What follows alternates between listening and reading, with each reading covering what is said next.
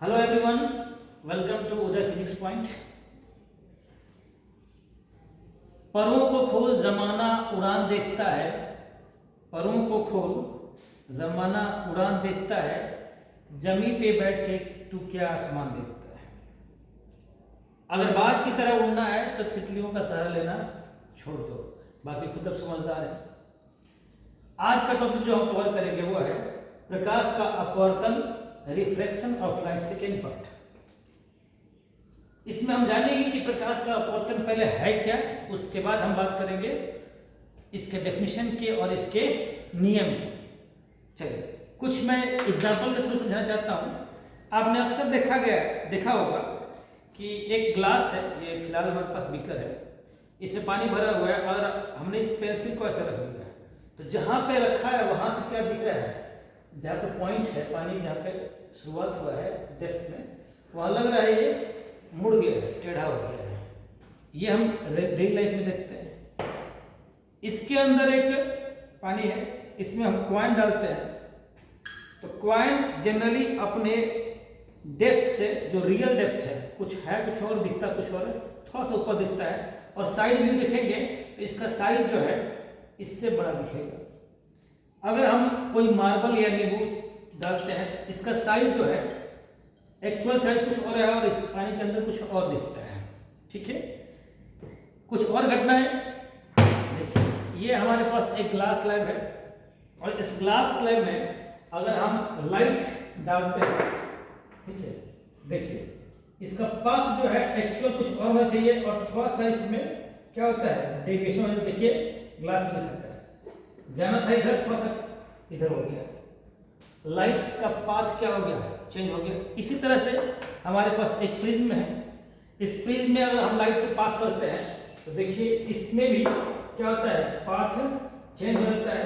कैसे चेंज होता है देखिए, ध्यान से देख रहा है, कहाँ था दिखेगा कहाँ। देखिए बोर्ड के इस तरफ हमने ऐसे डाला है, ठीक है, और देखिए हैंड कैसे डालेंगे, देखिए ऐसे डाला है और इसका जाने का पाथ देखिए कैसे जा रहा है, यहाँ दिखाई दे रहा है, गया ऐसे और लौट कैसे रहा है कि बेस की तरफ बेंड हो रहा है।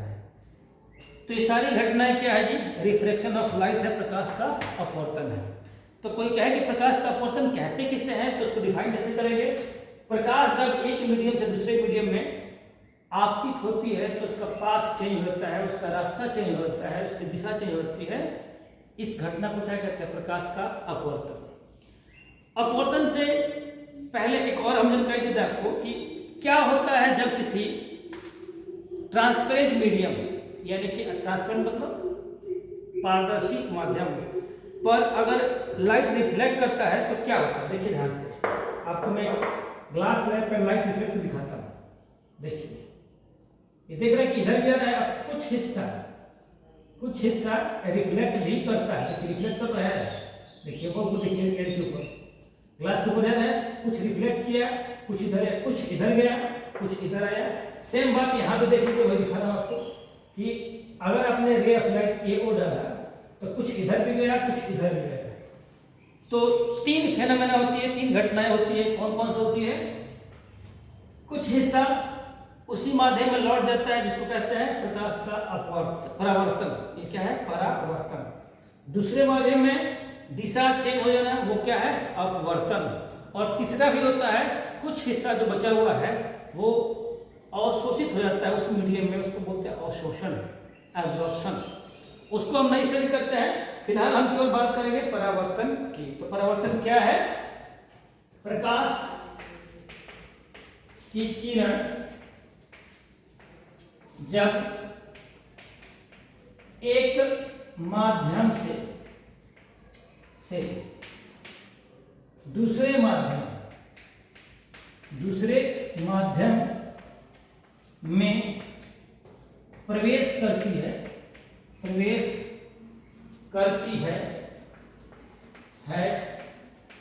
तो वह अपने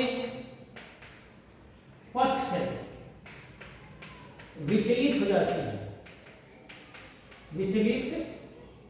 हो जाती है, प्रकाश के किरण के मुड़ने की इस घटना को प्रकाश का अपवर्तन कहते हैं। प्रकाश का अपवर्तन कहते हैं। ठीक है, मुड़ गई। अब एक बात है, जब माध्यम से दूसरे माध्यम में अब प्रवेश करती है तो कैसे, एक बात रखिएगा यहाँ पे, एक वर्ड तो तिरछी प्रवेश करती है, तो मतलब ऑब्लिक। देखिए माध्यम दो तरह का, प्रकाशीय माध्यम दो तरह का होता है। एक होता है सघन माध्यम जिसको बोलते हैं रेयर मीडियम, और दूसरा होता है विरल माध्यम। यहाँ देखिए रेयर मीडियम क्या हो गया, विरल माध्यम, और सघन माध्यम क्या होता है जी, डेंसर मीडियम। डेंसर मीडियम और रेयर मीडियम। अब एक को नहीं कर सकते, पानी लिया हमने, हवा ले लिया, पानी ले लिया, तो हवा क्या हो गया, विरल हो गया, और पानी क्या हो गया, सघन हो गया। पानी लिया और ग्लास लिया, कांच लिया, तो पानी हो गया विरल माध्यम, और कांच क्या हो गया, सघन माध्यम। ठीक है, एक को नहीं कर सकते, कंपैरिजन हमेशा दो के साथ होता है। ठीक है, उसे प्रकाशीय माध्यम कहते हैं। अब यहाँ देखिए तीन डायग्राम दिखेंगे आपको। पहला डायग्राम ये है कि अगर विरल माध्यम से सघन माध्यम में जाता है, ये जो लाइन डॉटेड लाइन है इसको बोलते हैं अभिलंब। क्या बोलते हैं, आपतन बिंदु पर क्या है, अभिलंब है। तो इस अभिलंब के तरफ मुड़ गई। जाना किधर था, इसको ऐसे जाना था सीधा, लेकिन क्या हो गया, इधर की तरफ, नॉर्मल की तरफ, अभिलंब की तरफ क्या हो गई, मुड़ गई। दूसरा, जब सघन से विरल में गई तो क्या हुआ, अभिलंब से दूर गई, आर क्या हो गया, बड़ा हो गया। और अगर ये ऑब्लिक नहीं है, तिरछी नहीं है, परपेंडिकुलर है, तो इसका आई 0 है, आर भी 0 है, तो इसमें कोई रिफ्लेक्शन नहीं होता है। ये बात ध्यान रखिएगा। ठीक है, अब आता है कि सर ऐसा क्यों होता है, रिफ्लेक्शन का कारण क्या है, अपवर्तन का कारण क्या है।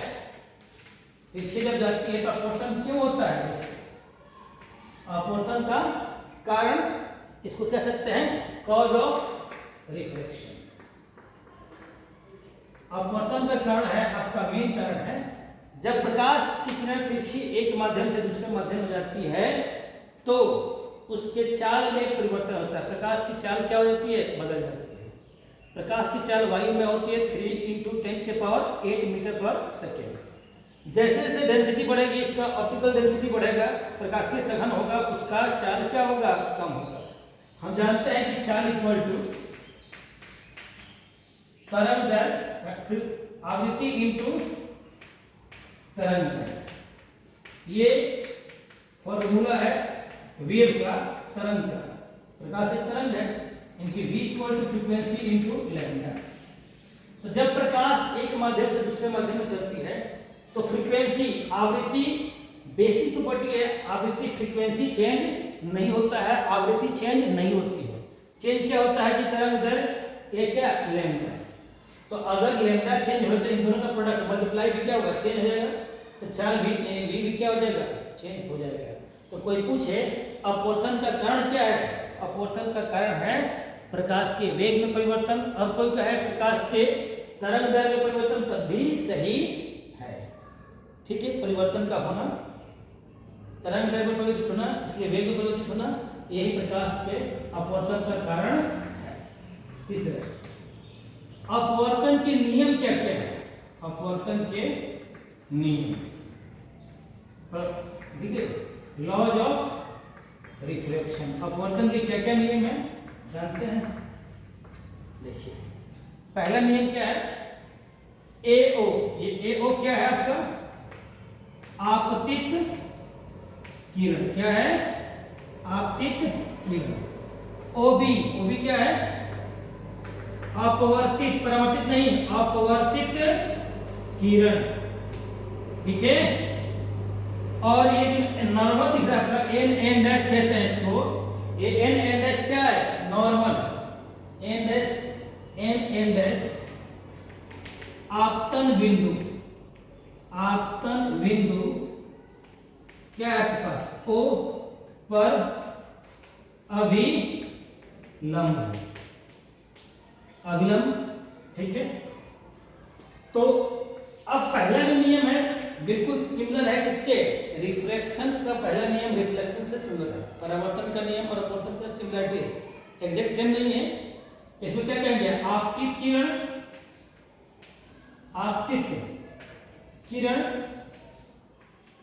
कोमा अपवर्तित किरण तथा आपतन बिंदु पर अभिलंब तीनों एक ही तल मतलब प्लेन में होते हैं। ये बोर्ड क्या है, ये हमारा बोर्ड जो दिख रहा है वो प्लेन है, 2D है। 2D को तल कहा गया है, प्लेन कहा गया है, 2 डायमेंशनल है। दूसरा, प्रकाश के किसी विशेष रंग के लिए, प्रकाश में कितने रंग होते हैं, 7, कोई एक रंग के लिए आपतन कोण की जया शुद्ध हिंदी है किसका, साइन का, इसका साइन टाइम कॉस पढ़ा ना, तो साइन कॉस टाइम में साइन को जया बोलते हैं। आपतन कोण की जया तथा अपवर्तन कोण की जया, यानी कि साइन, ये साइन आर है, तो साइन आई हो गया, ये हो गया साइन आर। आपतन कोण कौन सा है, अविलंब तथा आपतित किरण के बीच कोण को क्या कहते हैं, आपतन कोण।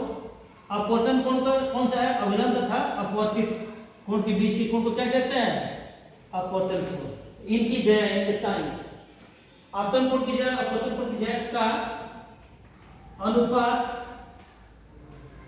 हमेशा नियत होता है। क्या होता है, नियत होता है, ठीक है, जिसे अपवर्तनांक कहते हैं। क्या कहते हैं, अपवर्तनांक, हिंदी में अपवर्तनांक, इंग्लिश में कहते हैं रिफ्रैक्टिव इंडेक्स कहते हैं, यानी कि mu equal to sine i by sine r, ये अपवर्तनांक का सिंबल है, इक्वल टू क्या हो गया, कांस्टेंट या नियतांक कहते हैं, या नियत कहते हैं। इसी नियत को क्या कहते हैं, म्यू कहते हैं। क्या कहते हैं, म्यू। अगर केवल म्यू लिखा हुआ है तो हम बात करते हैं एयर के रिस्पेक्ट में, हवा के सापेक्ष में, तो ये वाटर हो या ग्लास हो या कोई भी हो, या अन्यथा इसको हम लिखेंगे 1 म्यू 2। क्या कहेंगे, ऊपर 1 है म्यू 2, इसका मतलब हुआ किसका अपवर्तनांक, माध्यम 2। अब माध्यम 2 कौन सा भाई, एक तो ये हो गया, दूसरा कौन सा माध्यम मान लिया है, माध्यम 2 का अपवर्तनांक,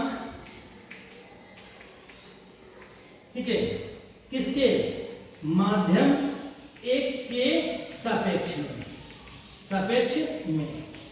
एक बात ध्यान रखें, नीचे वाले का होता है ऊपर के रिस्पेक्ट में, ठीक है, ये 2 का 1 के रिस्पेक्ट में।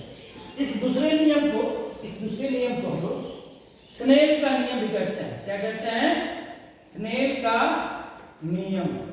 कोई पूछे स्नेल का नियम क्या है, तो ये वाला है, sine i by sine r equal to constant या म्यू कह सकते हो, स्नेल्स लॉ।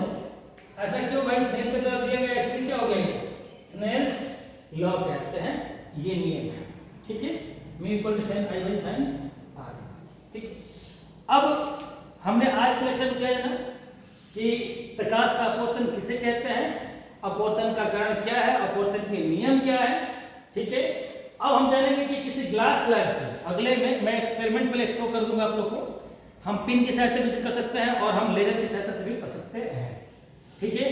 तो इसमें अगर कोई रे ऑफ लाइट जाती है, प्रकाश की किरण जाती है, तो कैसे निर्गत होती है, बाहर निकलती है, ठीक है। दूसरा कि ये पहला हो गया आपका, दूसरा कि अपवर्तनांक क्या है, अपवर्तनांक के क्या क्या डेफिनेशन हो सकते हैं, अपवर्तनांक क्या शो करता है, अपवर्तनांक कैसी प्रॉपर्टी है, अपवर्तनांक का मात्रक क्या होता है, नेक्स्ट लेक्चर में हम लोग स्टडी करेंगे। तो नेक्स्ट लेक्चर जो हमारा होगा अपवर्तनांक का होगा, और तीसरा जो एक्सपेरिमेंट के थ्रू हो जाएगा आपका ये, इसके थ्रू रिफ्रैक्शन, अपवर्तन, इसके थ्रू अपवर्तन, ग्लास स्लैब, कांच की सिल्ली के से होकर प्रकाश का अपवर्तन कैसा होता है। ठीक है, thank you for watching, have a nice day.